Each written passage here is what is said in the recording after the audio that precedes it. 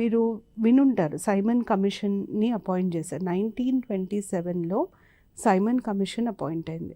Simon commission appointment భారత చరిత్రలో ఒక మలుపు తిప్పిన ఈవెంట్, అంటే అంశం. ఇట్స్ అ టర్నింగ్ పాయింట్ అనమాట. ఎందుకంటే సైమన్ కమిషన్‌కి మనం చాలా అగెయిన్స్ట్ ఉండే. సైమన్ కమిషన్‌లో ఒక్క ఇండియన్ కూడా లేకుండే. And Indians protested. మనం అందరం సైమన్ గో బ్యాక్ అని చెప్పి భారతీయులు ప్రొటెస్ట్ చేశారు.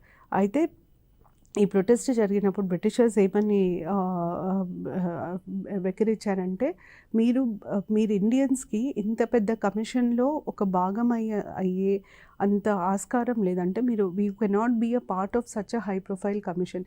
మీకు ఆ అర్హత లేదు, సైమన్ కమిషన్‌లో అపాయింట్ అయ్యే అర్హత మీకు లేదు అని చెప్పి వాళ్ళు హేళన చేయడం జరిగింది.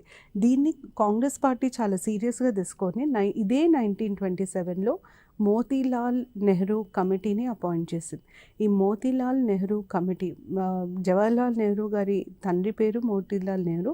వారు ప్రాతినిధ్యం వహించిన కమిటీ మోతీలాల్ నెహ్రూ కమిటీ.